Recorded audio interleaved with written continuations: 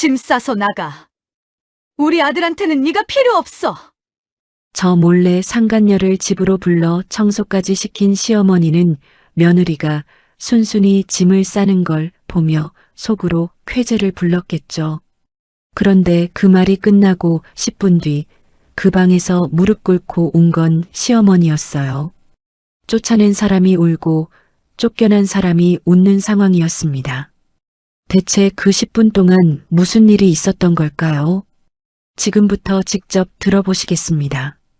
저는 부산에서 호텔 프런트 매니저로 일하는 32살 여성입니다. 지금은 이혼을 했고 작은 원룸에서 혼자 지내고 있어요. 제 사연을 한마디로 표현하자면 가장 가까운 사람들에게 배신당하고 결국 제 손으로 그 모든 걸 끝낸 이야기입니다. 억울했던 시간도 분명히 있었고 혼자 이불을 뒤집어 쓰고 울었던 밤도 많았어요. 그런데 지금 돌아보면 그 시간들이 저를 무너뜨리지 못했다는 것만큼은 확실합니다. 남편 차승호는 지인 소개로 만났어요. 인테리어 업체를 직접 운영하는 사람이었고 말이 많지 않고 묵직한 인상이 믿음직스러웠습니다.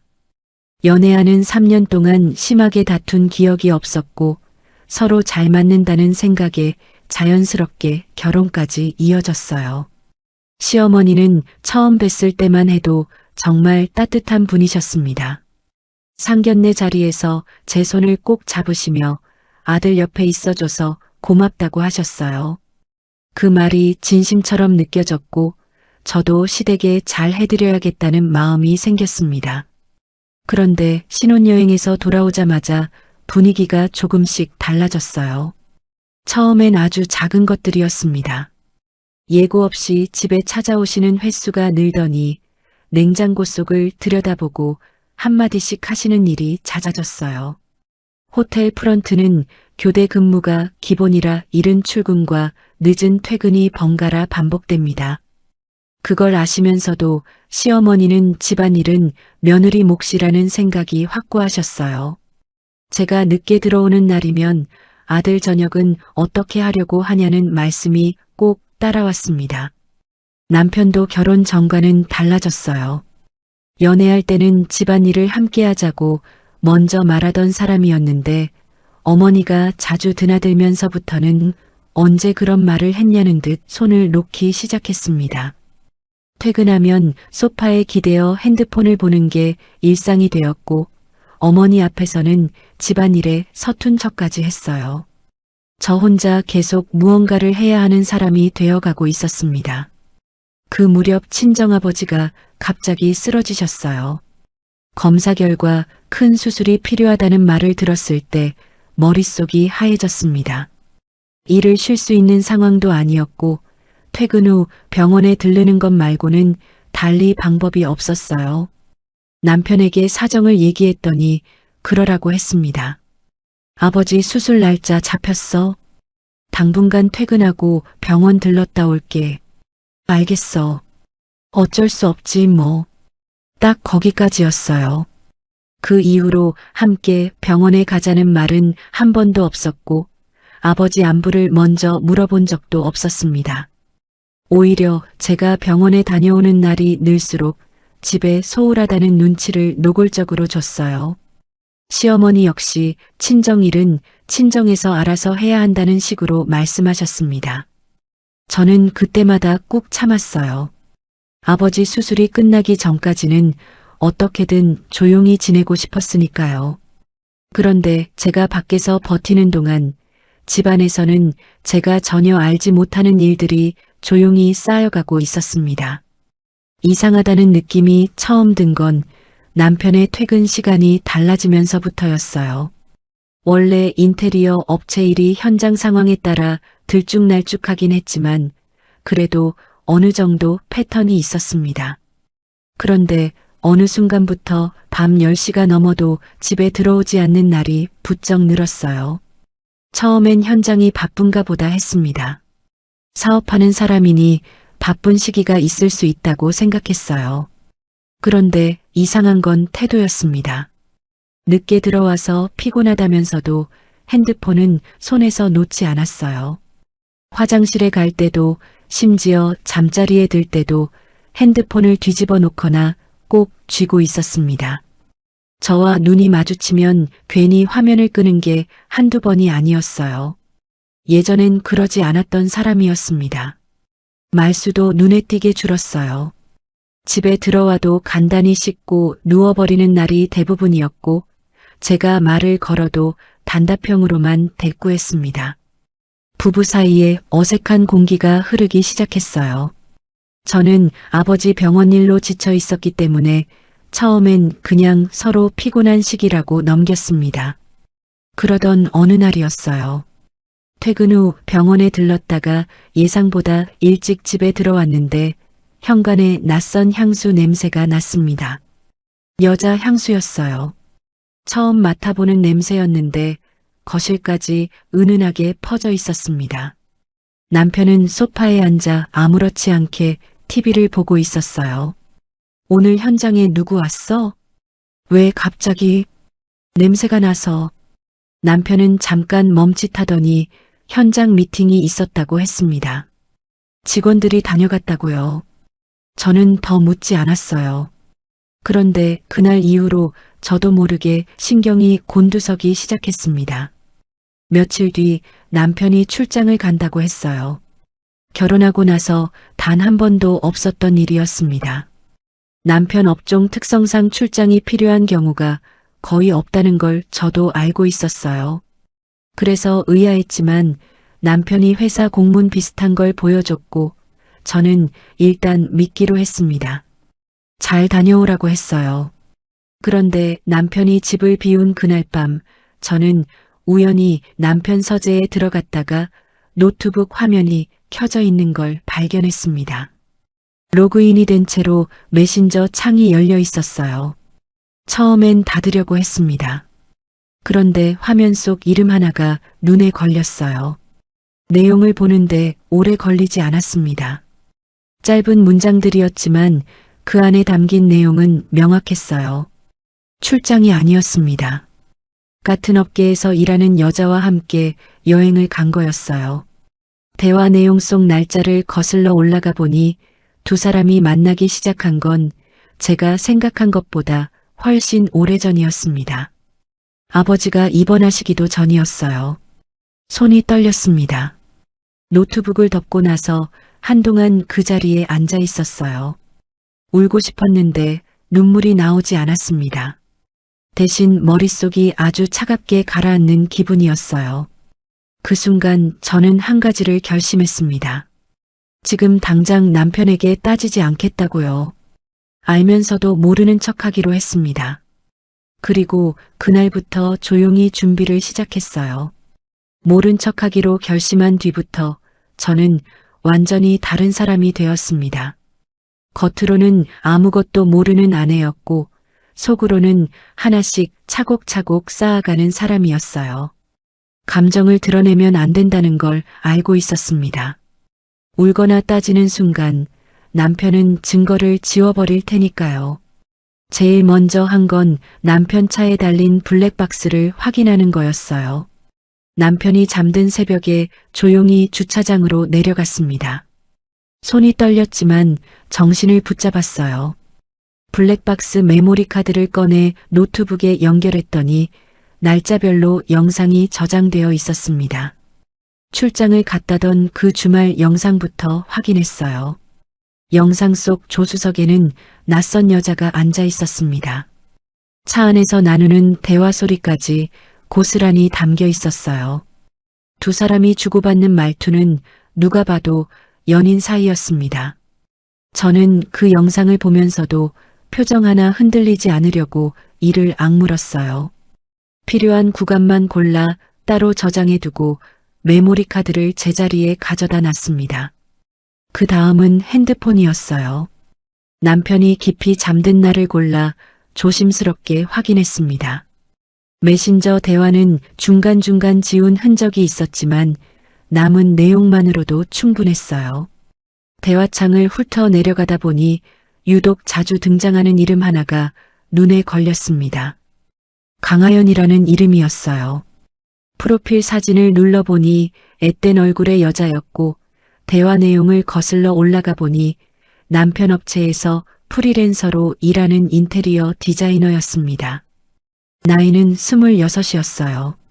두 사람이 주고받은 메시지는 어떤 부분은 이미 삭제되어 있었지만 남아있는 것만으로도 관계가 어느 정도인지 파악하기에 충분했습니다. 만난 지 얼마 안 된 사이가 아니었어요. 아버지가 입원하시기 훨씬 전부터 이어져 온 관계였습니다. 제가 집에 신경을 못 써서가 아니었어요. 처음부터였던 겁니다. 그런데 메시지를 더 살펴보다가 예상치 못한 내용이 나왔어요. 시어머니 얘기였습니다. 시어머니가 강하연을 직접 만났다는 내용이었고 마음에 든다는 표현도 있었어요. 며느리보다 낫다는 말까지 있었습니다. 그 문장을 읽는 순간 머릿속이 하얘졌어요. 시어머니가 모르는 게 아니었습니다. 알면서도 감싸고 있었던 거예요. 어쩌면 두 사람 사이를 처음부터 눈 감아주고 있었던 건지도 몰랐습니다. 저는 그 자리에서 한동안 움직이지 못했어요. 배신감이라는 게 이런 건지 몸이 먼저 반응했습니다. 강하연의 사진 속 얼굴을 눈에 단단히 새겨두고 핸드폰을 조용히 제자리에 놨어요. 그날부터 준비의 방향이 달라졌습니다. 남편만이 아니라 시어머니까지 포함해서 움직이기로 했어요. 증거를 모으는 일은 생각보다 오래 걸렸습니다. 아버지 병원에 다녀오는 날은 아무것도 확인할 수 없었고 매일 기회가 생기는 것도 아니었어요. 하지만 서두르지 않았습니다. 급하게 움직이다 남편이 눈치채면 모든 게 허사가 되니까요. 그렇게 몇 주가 지나는 동안 남편은 아무것도 모르고 있었어요. 여전히 늦게 들어왔고 저는 여전히 아무렇지 않은 척 밥을 차렸습니다. 웃으면서 속으로 사귀는 게 이렇게 힘든 일인지 그때 처음 알았어요. 그러던 어느 날 퇴근하고 집에 들어오는데 현관에 낯선 신발이 보였습니다. 여자 신발이었어요. 안쪽에서는 청소기 소리가 들렸고 시어머니 목소리도 함께였습니다. 거실로 들어서는 순간 저는 그 자리에 굳어버렸어요. 핸드폰 사진으로 얼굴을 익혀뒀던 터라 단번에 알아볼 수 있었습니다. 시어머니 옆에서 청소기를 돌리고 있는 사람은 바로 강하연이었어요. 순간 머릿속이 하얘졌습니다. 아무리 각오를 하고 있었다고 해도 막상 그 장면을 눈앞에서 마주치니 다리에 힘이 풀렸어요. 강하연은 저를 보자 청소기를 멈췄고 시어머니는 놀란 표정으로 저를 쳐다봤습니다. 잠깐 사이에 세 사람 사이에 묘한 침묵이 흘렀어요. 먼저 입을 연 건 시어머니였습니다. 왔어? 오늘 일찍 오네. 태연했어요. 당황한 기색이 없었습니다. 오히려 아무 일도 없다는 듯 자연스럽게 말씀하시는 게 더 기가 막혔어요. 저는 최대한 감정을 누르고 물었습니다. 이분은 누구세요? 아는 사람이야. 집이 지저분한 것 같아서 청소 좀 부탁했어. 아는 사람이라고 했습니다. 제 집에 처음 보는 여자를 데려다 청소를 시켜놓고 그냥 아는 사람이라고요. 그 말이 어이가 없어서 잠깐 웃음이 나올 뻔했어요. 저는 표정을 고르고 다시 물었습니다. 어떻게 아시는 분이에요? 그건 왜 물어봐? 내가 아는 사람이면 됐지. 시어머니는 오히려 제가 무례하다는 듯 눈살을 찌푸렸어요. 그러더니 한마디를 덧붙였습니다. 며느리가 집을 제대로 돌보지 않으니 어쩔 수 없이 사람을 불렀다고요. 제가 집을 비우는 게 문제라는 시기였어요. 아버지가 수술을 앞두고 계신 상황에 병원을 다녀오는 게 집을 비우는 거냐고 따지고 싶었지만 참았습니다. 아직 때가 아니었어요. 저는 가방을 내려놓고 조용히 안방으로 들어갔습니다. 문을 닫고 침대 끝에 앉았어요. 지금 당장 뛰쳐나가서 모든 걸 쏟아내고 싶은 마음이 굴뚝 같았지만 그러면 안 된다는 걸 알고 있었습니다. 증거는 충분히 모았지만 변호사를 아직 만나지 못한 상태였어요. 조금만 더 기다려야 했습니다. 잠시 후 시어머니가 안방 문을 두드렸어요. 나와서 같이 밥 먹어. 저는 피곤하다고 했습니다. 그러자 문 너머로 한숨 소리가 들렸어요. 그리고 발소리가 멀어졌습니다. 그런데 거실에서 두 사람 목소리가 들려오기 시작했어요. 시어머니가 거실 커튼 색이 마음에 안 든다며 바꾸는 게 어떻겠냐고 하자 강하연이 신나게 의견을 내는 소리였습니다. 제 집 커튼을 두고 둘이 인테리어 얘기를 나누고 있었어요. 제가 안방에 있다는 걸 알면서도요. 잠시 후 주방에서 칼질 소리가 났습니다. 냉장고를 열었다 닫는 소리도 들렸어요. 강하연이 주방으로 들어간 거였습니다. 제가 사다 놓은 재료로 밥을 차리는 소리가 이어졌어요. 얼마 뒤 그릇 부딪히는 소리와 함께 두 사람이 식탁에 앉는 소리가 났습니다. 남의 집 냉장고를 열어 밥상을 차려 먹으면서도 전혀 거리낌이 없었어요. 시어머니는 맛있다며 칭찬하는 소리까지 들렸습니다. 두 사람의 웃음소리가 안방 문을 넘어 들어왔어요. 제가 매일 출근하고 퇴근하며 채워놓은 냉장고 앞에서 제가 누워있는 안방 바로 옆에서 그러고 있었습니다. 이불을 끌어당겨 귀를 막았어요. 그래도 소리는 들렸습니다. 한참 뒤 현관문이 닫히는 소리가 났어요. 두 사람이 나간 거였습니다. 혼자 남겨지고 나서야 저는 그제야 눈물이 났어요. 억울해서 우는 건지 분해서 우는 건지 잘 몰랐습니다. 그냥 한참을 울었어요. 그런데 울고 나니 오히려 마음이 단단해졌습니다. 이제 더 이상 미룰 수 없다는 생각이 들었어요. 그날 밤 저는 그동안 모아둔 증거들을 한자리에 정리했습니다. 블랙박스 영상 파일, 핸드폰 메시지 캡처, 통화 기록까지 빠짐없이 챙겼어요. 그리고 다음날 점심시간에 몰래 시간을 내서 변호사 사무실 문을 두드렸습니다. 처음 상담을 받는 자리였는데 변호사는 제가 가져온 자료들을 천천히 살펴보더니 충분하다고 했어요. 이 정도면 소송 준비하셔도 됩니다. 그 말을 듣는 순간 어깨에서 뭔가 스르르 내려가는 기분이었습니다. 이제 진짜 시작이라는 걸 알았어요. 변호사 상담을 마치고 나서 저는 한결 차분해졌습니다. 준비가 됐다는 확신이 생기니 오히려 일상이 편해졌어요. 남편 앞에서도 시어머니 앞에서도 흔들리지 않을 수 있었습니다. 속으로는 이미 끝을 정해놓은 사람이었으니까요. 그러던 어느 주말 오후였어요. 아버지 수술이 잘 끝나고 경과도 좋다는 말을 들은 지 며칠이 지난 때였습니다. 마음의 짐이 한결 가벼워진 상태였어요. 그날따라 남편은 아침부터 어딘가 들뜬 기색이었습니다. 괜히 핸드폰을 만지작거리더니 외출을 한다며 나가버렸어요. 어디 가냐고 물었더니 거래처 미팅이라고 했습니다. 주말에 거래처 미팅이라는 말을 곧이곧대로 믿는 사람은 없겠죠. 남편이 나간 지 1시간도 채 안 됐을 때 초인종이 울렸습니다. 문을 열었더니 시어머니였어요. 그런데 혼자가 아니었습니다. 옆에 강하연이 서 있었어요. 장봐온 것처럼 양손에 봉투를 들고서 마치 이 집에 드나드는 게 당연한 사람처럼 서 있었습니다. 나왔어. 오늘 우리 같이 저녁 먹으려고. 시어머니는 현관을 넘어서며 자연스럽게 신발을 벗으셨어요. 강하연도 따라 들어왔습니다. 저는 두 사람을 번갈아 보다가 아무 말 없이 비켜섰어요. 때가 됐다는 걸 직감했습니다. 시어머니는 주방으로 들어가더니 강하연과 나란히 서서 뭔가를 준비하기 시작했어요. 두 사람이 주고받는 모습이 마치 오래된 사이처럼 자연스러웠습니다. 저는 거실 소파에 앉아서 그 모습을 가만히 바라봤어요. 잠시 후 시어머니가 거실로 나오더니 제 맞은편에 앉으셨습니다.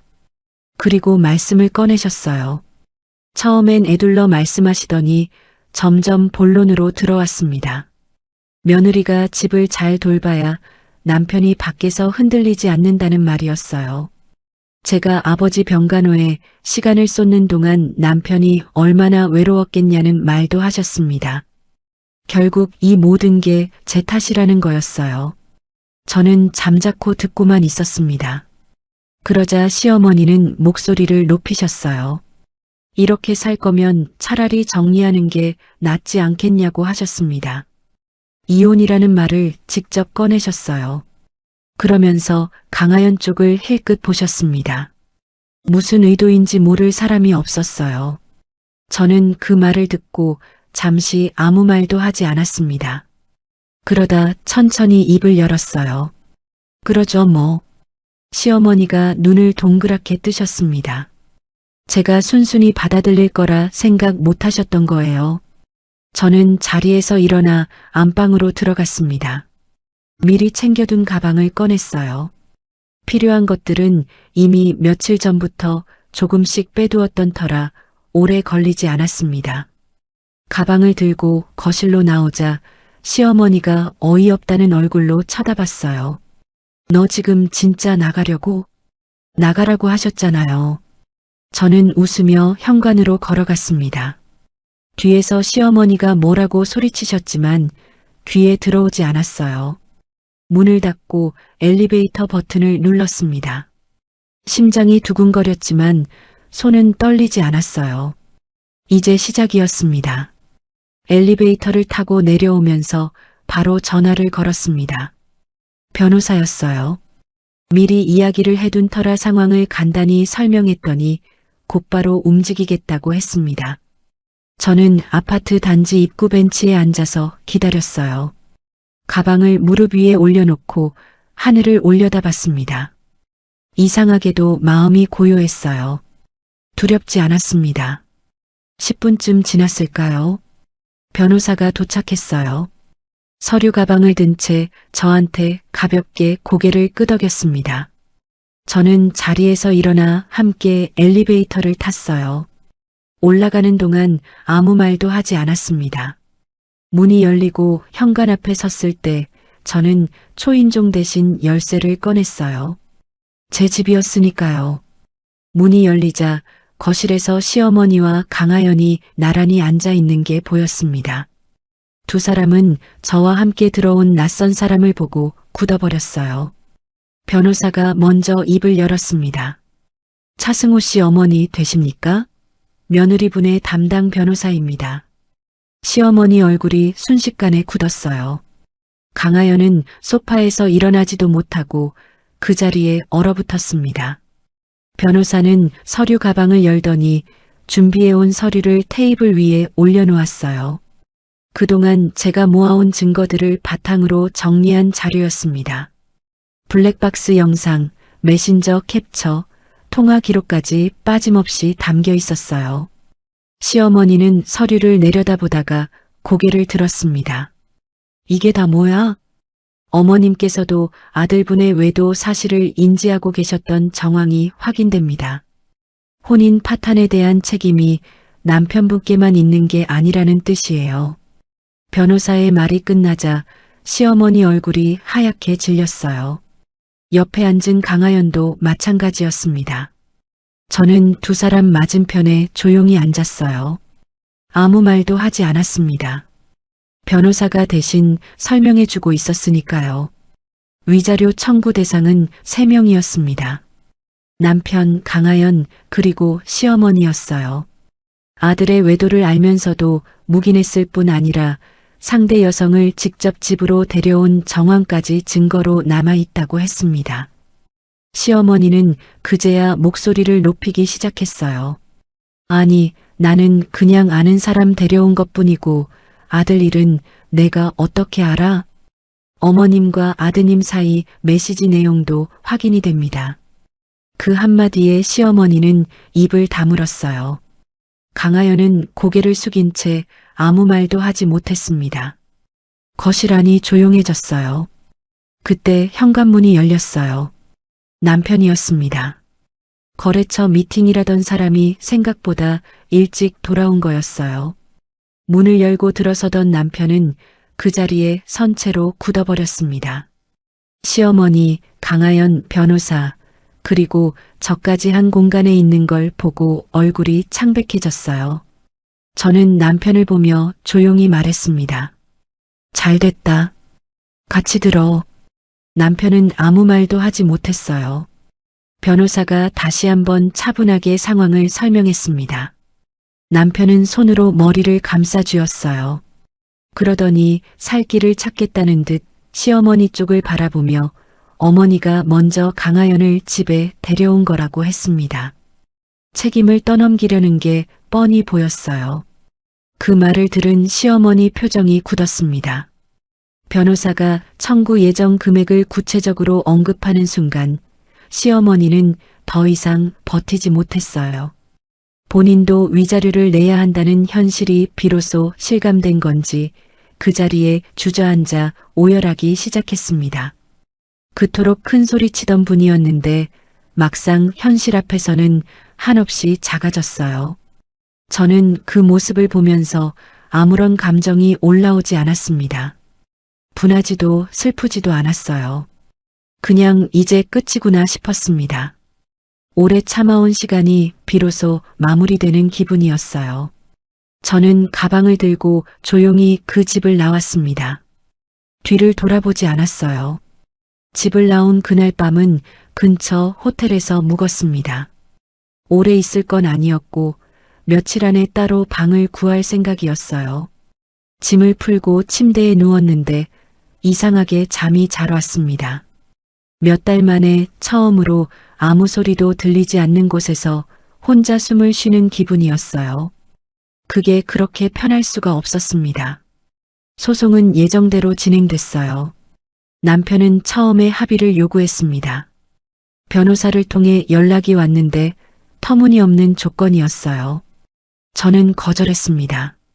증거가 충분했고 흔들릴 이유가 없었어요. 남편 쪽에서 몇 번 더 연락이 왔지만 변호사가 다 정리해줬습니다. 저는 신경 쓰지 않기로 했어요. 강하연 쪽 소송도 함께 진행됐습니다. 그러면서 자연스럽게 남편 회사에도 소문이 퍼지기 시작했어요. 같은 업계였으니 어쩔 수 없는 일이었습니다. 유부남과 프리랜서 디자이너 사이의 불륜, 거기에 소송까지 진행 중이라는 사실이 퍼지는 건 시간 문제였어요. 강하연은 거래처 연락이 끊기기 시작하자 결국 일을 접었다고 들었습니다. 그런데 소송이 진행되던 중에 예상치 못한 일이 벌어졌어요. 어느 날 저한테 모르는 번호로 전화가 왔습니다. 받았더니 여자 목소리였어요. 강하연 어머니라고 했습니다. 목소리부터 심상치 않았어요. 우리 딸 소송 취하해 주세요. 제발이요. 저는 잠시 말이 없었습니다. 사과인지 부탁인지 구분이 안 됐어요. 그런데 다음 말이 나오는 순간 전화를 끊어야겠다 싶었습니다. 자기 딸이 꼬임에 넘어간 피해자라는 거였어요. 유부남한테 속은 거니까 봐달라고 했습니다. 저는 조용히 말했어요. 변호사 통해서 연락 주세요. 그리고 전화를 끊었습니다. 그런데 며칠 뒤 이번엔 강하연 어머니가 직접 찾아왔어요. 제가 임시로 머물고 있던 곳을 어떻게 알았는지 현관 앞에서 기다리고 있었습니다. 막무가내였어요. 소송을 취하하지 않으면 가만히 있지 않겠다는 식으로 소리를 질렀습니다. 복도에 울려 퍼질 만큼 큰 소리였어요. 저는 문을 열지 않았습니다. 대신 바로 변호사에게 전화를 걸었어요. 변호사는 증거로 남겨두라고 했습니다. 저는 그 자리에서 영상을 찍었어요. 강하연 어머니는 한참을 소리치다가 결국 돌아갔습니다. 나중에 들으니 강하연 어머니는 남편을 찾아가서도 한바탕 난리를 쳤다고 했어요. 정작 딸 잘못은 빼고 남편만 탓하는 상황이었는데 남편 입장에서도 억울했겠지만 스스로 뿌린 씨였으니 어쩌겠어요.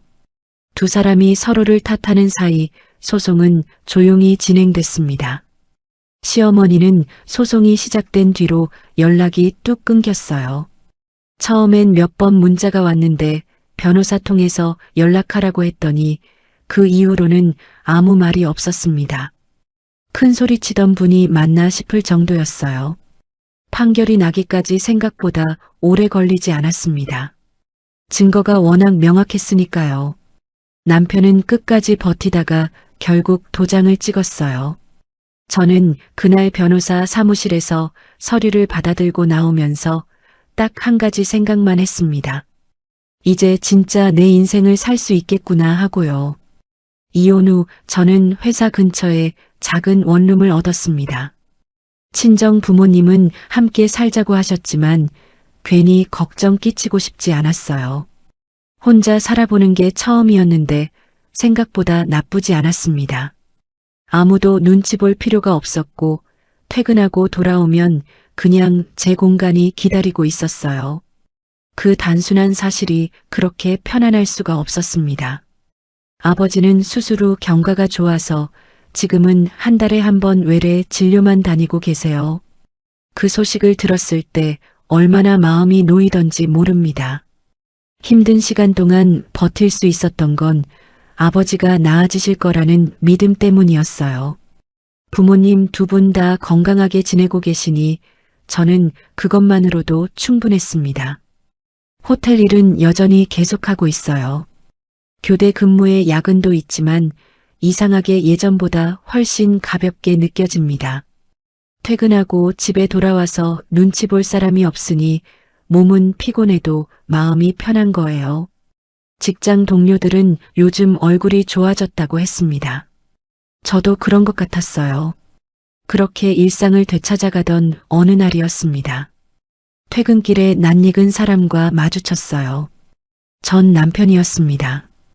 호텔 근처를 지나가다 우연히 마주친 건지 아니면 일부러 기다린 건지 알 수 없었어요. 저는 그냥 지나치려고 했습니다. 잠깐만. 발걸음을 멈추지 않았어요.